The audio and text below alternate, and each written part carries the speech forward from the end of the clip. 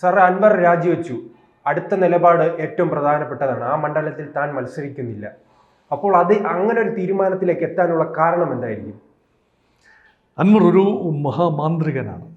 അൻവർ ഇങ്ങനെ ശൂന്യതയിൽ നിന്നും ഒരു മുയലിനെയൊക്കെ ഇങ്ങനെ തൂക്കിയെടുക്കുന്ന രീതിയിലുള്ള രാഷ്ട്രീയ മാന്ത്രിക വിദ്യയുള്ള ഒരാളാണ് അൻവർ. അപ്പോൾ അൻവർ കഴിഞ്ഞ 6 മാസമായിട്ടെങ്കിലും കേരളത്തിൻ്റെ ഈ ന്യൂസ് സ്പേസിലെ ഏറ്റവും പ്രമുഖ മുഖം തന്നെയായിരുന്നു അൻവർ. അതൊരു വലിയ കഴിവാണ്. കേവലം നിലമ്പൂരിൻ്റെ MLA മാത്രമായ, ഭരണകക്ഷിയുടെ ഒരു MLA മാത്രമായ, സ്വന്തം MLA ആയിരുന്ന അൻവറിന് എങ്ങനെ സാധിച്ചു എന്ന് ചോദിച്ചാൽ വ്യത്യസ്തമായി ചിന്തിക്കാൻ കഴിഞ്ഞു അൻവറിന്. ആ വ്യത്യസ്തമായി ചിന്തിക്കാൻ കഴിഞ്ഞതുകൊണ്ടാണ് ശ്രീ പിണറായി വിജയൻ എന്ന മുഖ്യമന്ത്രിയുടെ വളരെ അടുത്ത ആളായി സ്വയം പ്രതിഷ്ഠിച്ചുകൊണ്ട് ഭരണകൂടത്തിൻ്റെ ചില വിശ്വസ്തർക്കെതിരെ പട നയിച്ചു. പി ശശിക്കെതിരെ, അതുപോലെ ADGP അജിത് കുമാറിനെതിരെ പട നയിച്ചു. ഗവൺമെൻറ്റിനെ പ്രതിക്കൂട്ടിലാക്കുന്ന സ്വർണ്ണക്കടത്ത് ഉൾപ്പെടെയുള്ള കാര്യങ്ങളിൽ, അല്ലെങ്കിൽ കടത്തിക്കൊണ്ടു പോകുന്ന സ്വർണം ആവിയായി പോകുന്ന ഒരു ചെപ്പടി വിദ്യ, ഇതെല്ലാം തന്നെ സമക്ഷം വന്നപ്പോൾ പ്രതിപക്ഷം പോലും ആരോപിക്കാത്ത കാര്യങ്ങൾ ഭരണകക്ഷി MLA ആരോപിക്കുമ്പോൾ അത് വാർത്തയായി. ജനം എന്താണോ കേൾക്കാൻ ആഗ്രഹിച്ചത് അത് അൻവർ നൽകി. അത് മാത്രമല്ല, അൻവർ ഇപ്പോൾ പറയുന്നു പുതിയൊരു കോൺസ്റ്റിറ്റ്യുവൻസി, അഴിമതി വിരുദ്ധ പോരാട്ടം മാത്രമല്ല, ഒരു പുതിയ കോൺസ്റ്റിറ്റ്യുവൻസി, അതായത് മലയോര മേഖലയിൽ വന്യമൃഗങ്ങളും മനുഷ്യരും തമ്മിലുള്ള പോരാട്ടം നടക്കുന്നു. അത് പരിഹരിക്കാൻ വനം മന്ത്രിക്കോ വനം ഡിപ്പാർട്ട്മെൻറ്റിനോ ഗവൺമെൻറ് ഓഫ് കേരളയ്ക്കോ കഴിയാതെ പോകുമ്പോൾ ഇതാ ഞാനുണ്ട്, ഞാൻ പദയാത്ര നടത്തി കേരളത്തിൻ്റെ ഏതാണ്ട് ഒരു വെസ്റ്റേൺ ഘട്ടിൽ വലിയൊരു പ്രദേശമുണ്ട്, ആ വെസ്റ്റേൺ ഘട്ടിൻ്റെ മുഴുവൻ സ്വരമായി മാറുകയാണ്. അപ്പോൾ ട്രഡീഷണലായി മുസ്ലിം ലീഗ് വിരുദ്ധ, കോൺഗ്രസ് വിരുദ്ധ, ഇടതുപക്ഷ വിരുദ്ധ മുസ്ലിം വോട്ടുകൾ 1, 2 ക്രൈസ്തവ സഭകളുടെ, കുടിയേറ്റ മേഖലയിലെ ക്രൈസ്തവ സഭകളുടെ അംഗങ്ങൾ, അത് ബിഷപ്പുമാർ, 4 ബിഷപ്പുമാരുമായി വലിയ ചങ്ങാത്തമുള്ള ഒരാളാണ് അൻവർ.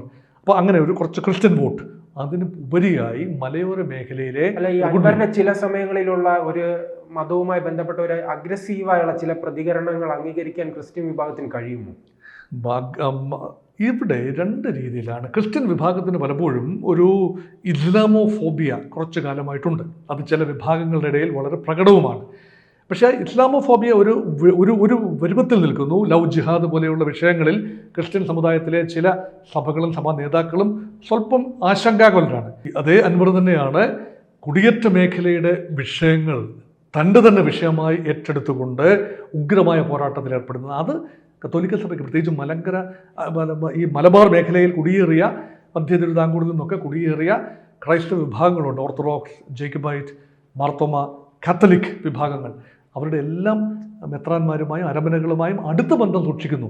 അപ്പം ഒരു ഇസ്ലാമിക, ഒരു ജിഹാദി നേതാവായി അല്ല അൻവർ പൊസിഷൻ ചെയ്യുന്നത്, മറിച്ച് എല്ലാവർക്കും സ്വീകാര്യനായ ഒരു മുഖമായി. പ്രത്യേകിച്ച് നിലമ്പൂർ എന്ന മേഖല എന്നൊക്കെ പറയുന്നത് കുടിയേറ്റ മലപ്പുറം ജില്ലയുടെ കിഴക്കൻ മേഖലയാണ്, വയനാടുമായി അതിർത്തി പങ്കിടുന്ന മേഖലയാണ്, വനമേഖല, നിലമ്പൂർ തേക്കൊക്കെ. അദ്ദേഹം അങ്ങനെ അല്ലെന്ന് പറയുമ്പോഴും LDFന്റെ ശ്രമം അദ്ദേഹം അങ്ങനെ എന്ന് ആക്കി തീർക്കാനുള്ള ഒരു ശ്രമം നടത്തുന്നുണ്ടല്ലോ. കാരണം ഈ പാർട്ടി സെക്രട്ടറിയുടെ എല്ലാം പ്രസ്താവനകൾ വന്നിട്ടുണ്ട്.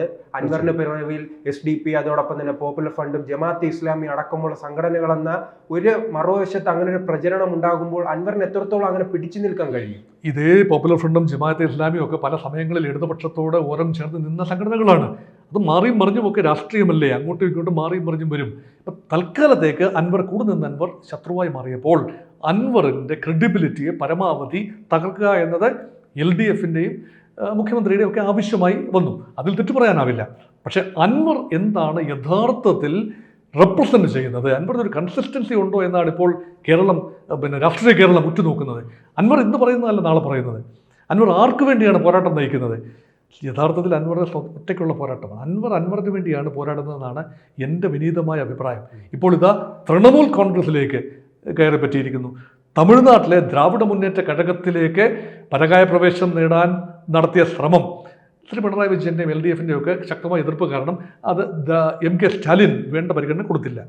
അപ്പോൾ അതേ പേരിൽ തന്നെ ഒരു ഡെമോക്രാറ്റിക് മൂവ്മെൻറ്റ് ഓഫ് കേരള എന്ന രീതിയിൽ ഇവിടെ ഒരു DMK എന്ന ഒരു സംവിധാനം ഉണ്ടാക്കി അതിൻ്റെ കോർഡിനേറ്ററായി MLA സ്ഥാനം നഷ്ടപ്പെടാതെ, ആ പാർട്ടിയിൽ ചേരാതെ, എന്നാൽ കോർഡിനേറ്റ് ചെയ്തുകൊണ്ട് നിർത്തി. ഇതേ ഒരു ഫോർമാറ്റാണ് തൃണമൂൽ കോൺഗ്രസിനെ കുറിച്ചും അൻവർ പയറ്റിയത്. തൃണമൂൽ കോൺഗ്രസിൽ ചേരാതെ തൃണമൂൽ കോൺഗ്രസ് എന്ന പേരുപയോഗിച്ച് ഇവിടെ കോർഡിനേറ്ററായി നിൽക്കാമെന്ന അൻവറിൻ്റെ മോഹം ദീദി അങ്ങ് വെട്ടി. അത് പറ്റില്ല, താങ്കൾക്ക് ഞങ്ങളുടെ പാർട്ടിയിൽ ചേരണം, ചേർന്ന് കഴിഞ്ഞാൽ ഞങ്ങൾ താങ്കളെ സംരക്ഷിക്കും. ഇപ്പോൾ ഇതാ പോയി മത്സരിക്കൂ, മാറ്റം തെളിയിക്കൂ. കർണാടക, തമിഴ്നാട്, കേരളം എന്ന ഇടങ്ങളിൽ വേര് പടർത്താൻ ഞങ്ങളുടെ പാർട്ടി ആഗ്രഹിക്കുന്നു. ഒരു ബംഗാൾ പാർട്ടി എന്ന നിലയിൽ നിന്നാൽ മമതാ ബാനർജിക്ക് ഒരിക്കലും പ്രധാനമന്ത്രിയാകാനാവില്ല. അതുകൊണ്ട് ഗോവ തെരഞ്ഞെടുപ്പിൽ ആ പാർട്ടി സ്ഥാനാർത്ഥിയെ നിർത്തിയത് നമ്മൾ അറിഞ്ഞതാണ്. ഏതാനും സീറ്റുകൾ ജയിച്ചു വന്നു.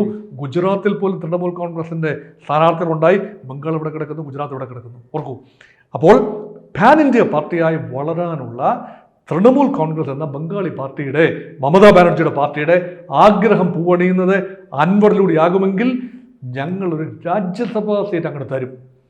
നിയമസഭാ തെരഞ്ഞെടുപ്പിൽ മത്സരിച്ചാൽ പരാജയപ്പെടുമെന്ന് ഉറപ്പാണ്. ഇപ്പോൾ അത് മത്സരിക്കുന്നില്ല എന്ന് പറയുന്നു. മത്സരിച്ചാൽ ഒരുപക്ഷെ കോൺഗ്രസിന്റെ സ്ഥാനാർത്ഥിയും CPM സ്ഥാനാർത്ഥിയും അൻവറും BJP സ്ഥാനാർത്ഥിയും മത്സരിക്കുമ്പോൾ അൻവറിന് പരമാവധി ലഭിക്കാവുന്നത് 10,000 വോട്ടാണ്. അപ്പം അൻവർ പരാജയപ്പെടുമെന്നുള്ള ഉറപ്പാണ്, ഒരിക്കലും വിജയിക്കില്ല. അല്ല, അങ്ങനെ നമുക്ക് ചുരുക്കി കാണാൻ കഴിയുമോ? കാരണം വർഷങ്ങൾക്ക് മുൻപ് 2014 ലോക്സഭാ തെരഞ്ഞെടുപ്പിൽ അദ്ദേഹം വയനാട്ടിൽ സ്ഥാനാർത്ഥിയായി മത്സരിച്ച് 30,000-ലധികം വോട്ട് നേടിയ ഒരു സ്വതന്ത്ര സ്ഥാനാർത്ഥിയായിരുന്നു അന്ന്. അങ്ങനെ ഒരു പശ്ചാത്തലത്തിൽ അദ്ദേഹത്തിന് കൂടുതൽ ആ മേഖലയിലെല്ലാം കരുത്ത് തെളിയിക്കാൻ കഴിയില്ല. 10 ലക്ഷം വോട്ടർമാരിൽ 30,000 വോട്ട് എന്ന് പറയുന്നത് തീരെ ചെറിയ നമ്പർ അല്ല.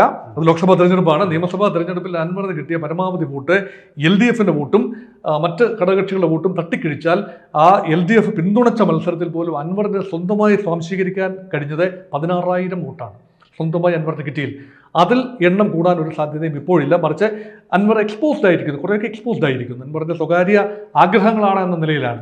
പക്ഷെ അൻവർ പ്രതിനിധാനം ചെയ്ത അതേ ആശയം UDF പ്രതിനിധാനം ചെയ്യുന്നു. അതുമാത്രമല്ല, UDFുമായി സഹകരിക്കുമെന്ന് അൻവർ പറയുന്നു. അവസാന നിമിഷം വരെ പിണറായി വിജയനാണ് ദൈവത്തിന്റെ സ്ഥാനത്ത് നിർത്തിയിരിക്കുന്ന പിണറായി വിജയൻ എന്ന് പറയുന്നു. അപ്പോൾ ഇന്ന് പറയുന്നതല്ല, നാളെ പിതാവിന്റെ സ്ഥാനത്ത്. അപ്പോൾ എല്ലാം തന്നെ അൻവറിന്റെ വായിൽ നിന്ന് വരികയാണ്. അതുകൊണ്ട് അൻവറിനെ എത്രത്തോളം കൗതുകപൂർവ്വം ജനം ആദ്യം അൻവറിനെ കേൾക്കാൻ ഇരച്ചെത്തി, അത് കൗതുകമാണ്. രണ്ടാം മീറ്റിങ്ങിലും എത്തി. നിരന്തരമായി ഏതാണ്ട് എല്ലാ ദിവസവും വൈകുന്നേരം പ്രൈം ടൈമിൽ ക്യാമറ കണ്ണുകളുടെ മുന്നിൽ അൻവർ വന്ന് പത്രസമ്മേളനം നടത്തി. ദീർഘമായ 2-3 മണിക്കൂർ നീളുന്ന പത്രസമ്മേളനം. അപ്പോൾ ക്യാമറ കണ്ണുകളുടെ മുന്നിൽ അഭിരമിച്ച PV അൻവർ അത് കുറേ ആയി കഴിഞ്ഞപ്പോഴത്തേക്ക് ജനത്തിന് മടുത്തു. പിന്നെ അൻവറിന് ആള് കൂടണമെങ്കിൽ സ്വയം PR വർക്കിലൂടെ ആളെ കൂട്ടിക്കൊണ്ട് വരണമെന്ന് തോന്നി. അങ്ങനെയാണ് അൻവർ പലരെയും പല വിഭാഗങ്ങളെയും കൂട്ടിക്കൊണ്ട് വന്നതും അത് പുലിവാലായതും. അതുകൊണ്ട് അൻവറിനോടൊപ്പം ഇപ്പോൾ വരുന്നത് കൗതുകപരമായ ആളുകളല്ല, കേൾക്കാൻ വരുന്നവരല്ല, അൻവറിൻ്റെ പിന്തുണക്കാരുമല്ല, ഒരു വലിയ തോതിൽ ആളുകളെ പെയ്ഡ് ആളുകളെ കൊണ്ടുവരികയാണ്. അത് മനസ്സിലായ സ്ഥിതിക്ക് അത് മാത്രമല്ല, അൻവറിന് ചേലക്കര ഉപതെരഞ്ഞെടുപ്പിൽ കൈപൊള്ളി. അൻവറിന് വേണമെങ്കിൽ മത്സരിക്കാതെ ഇതെല്ലാം UDFന് കിട്ടിയ വോട്ടുകളെല്ലാം എൻ്റെയും കൂടെ വോട്ടാണെന്ന് പറയാം. കാരണം പ്രിയങ്ക ഗാന്ധി കിട്ടിയ 4,13,000 ഭൂരിപക്ഷത്തിൽ നമ്മുടെ പങ്കാണ് വലിയ ഒരു പങ്ക് എന്ന് ക്ലെയിം ചെയ്യാം. പക്ഷേ ചേലക്കരയിൽ മത്സരിച്ച് 8 നിലയിൽ പൊട്ടിയപ്പോൾ മനസ്സിലായി അൻവർ പറഞ്ഞാൽ കേൾക്കുന്ന ആളുകളുടെ എണ്ണം വളരെ കുറവാണ്. അൻവർ നേരിട്ട് മത്സരിച്ചാൽ ഒരു പക്ഷേ 10,000-ൽ കൂടുതൽ വോട്ടുകൾ കിട്ടിയേക്കാം. അത് വിജയിക്കാൻ പര്യാപ്തമായ വോട്ടാവില്ല എന്ന ബോധവും അൻവറിനുണ്ട്. അതുകൊണ്ടാണ് ഒരു പക്ഷേ ഇപ്പോൾ മത്സരിക്കാൻ സാധ്യതയില്ല എന്ന നിലയിലേക്ക്. ഇപ്പോൾ ഇതേ ചോദ്യം, അൻവർ UDF സ്ഥാനാർത്ഥിയെ പിന്തുണയ്ക്കുമോ? ഇതാണ് ചോദ്യം. അത് മാത്രമല്ല, എങ്ങനെയാണ് നിലമ്പൂരെ ഉപതെരഞ്ഞെടുപ്പ് അൺഫോൾഡ് ചെയ്യുന്നത് എന്നതാണ് ഇനി. ഉപതെരഞ്ഞെടുപ്പ് എങ്ങനെയായിരിക്കും ഭാവി രാഷ്ട്രീയത്തെ സ്വാധീനിക്കുക? കാരണം ഇപ്പോൾ ഒരു വലിയ ഉപതെരഞ്ഞെടുപ്പ് നാം കണ്ടതാണ്. എല്ലാ പാർട്ടികളും വലിയ പ്രതിസന്ധിയിലാകുന്നതുണ്ട്. പാലക്കാടും ചേലക്കരയും എല്ലാം നാം കണ്ടതാണ്. അങ്ങനെ ഒരു പ്രതിസന്ധിയിലേക്ക് പോകുമോ, അങ്ങനെ ഒരു ചർച്ചയിലേക്ക് പോകുമോ ഈ നിലമ്പൂരും? ഈ ഉപതെരഞ്ഞെടുപ്പുകളിലെല്ലാം പൊതു സ്വഭാവം എന്ന് പറയുന്നത് ഭരണവിരുദ്ധ വികാരം എല്ലാത്തിലും ഉണ്ടായിരുന്നു. തീർച്ചയായിട്ടും PT തോമസ് മരിച്ചപ്പോൾ തൃക്കാക്കര ഉപതെരഞ്ഞെടുപ്പ് നടത്തി. അവിടെ നല്ല ഭൂരിപക്ഷം ഉമാ തോമസ് വിജയിച്ചു വന്നു. പിന്നീട് വന്ന പുതുപ്പള്ളി ഉപതെരഞ്ഞെടുപ്പിൽ ഉമ്മൻചാണ്ടി മരിച്ചപ്പോൾ നടത്തിയ ഉപതെരഞ്ഞെടുപ്പിൽ ഉമ്മൻചാണ്ടിയുടെ മകൻ ജയിച്ചു വന്നു. അത് എല്ലാം ഒന്ന് ഭരണവിരുദ്ധ വികാരത്തിന് ചിറകിലേറി, പിന്നീട് ഇൻകംബൻസിയുടെ അനുകൂലമായ ഫാക്ടറാണ്. ഒരു സഹതാപ തരംഗമുണ്ട്. അതുപോലെ ചേലക്കരയിൽ ഭൂരിപക്ഷം ഗണ്യമായി ഇടതുപക്ഷത്തിൻ്റെ ഭൂരിപക്ഷം 40,000-ൽ നിന്നും കേവലം 12,000-ആയി കുറച്ചു കൊണ്ടുവരാൻ കഴിഞ്ഞു UDF സ്ഥാനാർത്ഥിക്ക്. അതേസമയം പാലക്കാട് ഷാഫി പറമ്പിൽ ലഭിച്ച ഭൂരിപക്ഷത്തിൻ്റെ ഇരട്ടിയിലധികം ഭൂരിപക്ഷത്തിന് സ്ഥാനാർത്ഥിയായ രാഹുൽ മാങ്കൂട്ടത്തിലും വിജയിച്ചു വരാനും കഴിഞ്ഞു. അപ്പോൾ ഉപതെരഞ്ഞെടുപ്പിൽ സതീശൻ എന്ന പ്രതിപക്ഷ നേതാവിനും കോൺഗ്രസ് പാർട്ടിക്കും ഉജ്ജ്വലമായ ഒരു ട്രാക്ക് റെക്കോർഡ്, UDFന്റെ ട്രാക്ക് റെക്കോർഡ് മെച്ചമാണ് പൊതുവേ. അപ്പോൾ നിലമ്പൂർ എന്നത് ഒരു ആര്യാടൻ മുഹമ്മദിന് തട്ടകമാണ്. ആര്യാടൻ മുഹമ്മദിന്റെ മകൻ കോൺഗ്രസ് നേതാവാണ്. അദ്ദേഹം എപ്പോഴും മുസ്ലിം ലീഗുമായി സ്വല്പം അകലം പാലിച്ച കോൺഗ്രസ് നേതാവാണ്. മുസ്ലിം ലീഗിൻ്റെ തട്ടകത്തിൽ കോൺഗ്രസിന് അസ്തിത്വം ഉണ്ടാക്കി കൊടുത്ത കിഴക്കൻ കുടിയേറ്റ മേഖലയിലെ നിലമ്പൂർ മേഖലയിലെ മുടിചൂടാ മന്നനായ ഈ പറയുന്ന ആര്യാടൻ്റെ മകൻ ആര്യാടൻ ഷൗക്കത്ത് ആണ് യഥാർത്ഥത്തിൽ UDF സ്ഥാനാർത്ഥിയായി മത്സരിച്ച് ജയിക്കേണ്ടത്. പക്ഷെ അദ്ദേഹത്തിന് അവസരം ഇതുവരെ ലഭിച്ചില്ല. 2 പ്രാവശ്യവും തോറ്റുപോകാനായിരുന്നു വിധി. ഇപ്രാവശ്യം അദ്ദേഹം സ്ഥാനാർത്ഥിയായി വരാനും ഒരുപക്ഷെ മെച്ചപ്പെട്ട പ്രകടനം കാഴ്ചവെക്കാനും സാധിക്കുമെന്നാണ് എനിക്ക് തോന്നുന്നത്. അതോടൊപ്പം തന്നെ മറ്റൊരു ചോദ്യം, ഈ കാലത്ത് കോൺഗ്രസ് കേട്ട ഏറ്റവും വലിയ ചീത്തപ്പേരാണ് കോൺഗ്രസ് ഈ തെരഞ്ഞെടുപ്പുകളിൽ പോലും ഒരു തെരഞ്ഞെടുപ്പിൽ പോലും ഈ സീറ്റുകൾ പിടിച്ചെടുത്തിട്ടില്ല, എല്ലാ സ്വന്തം സീറ്റുകൾ നിലനിർത്തി. അങ്ങനെ ഒരു ചീത്തപ്പേര് മാറ്റുവാൻ ഈ അവസാന ഘട്ടം കഴിയുമോ? അതിനുള്ള ഒരു അവസരമാണ് ഇപ്പോൾ മുന്നിൽ നിൽക്കുന്നത്. ഇത് പിടിച്ചെടുത്തു എന്ന് പറയണമെങ്കിൽ PV അൻവർ കോൺഗ്രസിന് പിന്തുണ നൽകുകയാണെങ്കിൽ പിടിച്ചെടുത്തു എന്ന് പറയാനാവില്ല. അൻവറിന്റെ സീറ്റായിരുന്നു. അതിപ്പം അൻവർ മത്സരിക്കാതിരുന്നത് കൊണ്ട് കോൺഗ്രസ് മത്സരിച്ച് ജയിച്ചു എന്ന് വേണമെങ്കിൽ പറയാം. ഇനി ഇടതുപക്ഷം ജയിക്കാൻ സാധ്യതയുണ്ട്. ഇടതുപക്ഷം ജയിച്ചു കൂടായികയില്ല. ഇടതുപക്ഷത്തിന് കേവലം 2800 വോട്ടിന്റെ 3000 താഴെ വോട്ടിന്റെ ഭൂരിപക്ഷത്തിലാണ് കഴിഞ്ഞ പ്രാവശ്യം അൻവർ ജയിച്ചത്. എല്ലാം ഈ 99 സീറ്റിലും ഇടതുപക്ഷം ജയിച്ചപ്പോഴാണ് ചെറിയൊരു ഭൂരിപക്ഷത്തിന് അൻവർ ജയിച്ചു വന്നത്. ആദ്യത്തെ ഭൂരിപക്ഷം ഇല്ല, ആദ്യ മത്സരത്തിലെ ഭൂരിപക്ഷം പിന്നീട് ആവർത്തിക്കാൻ അൻവറിന് കഴിഞ്ഞില്ല.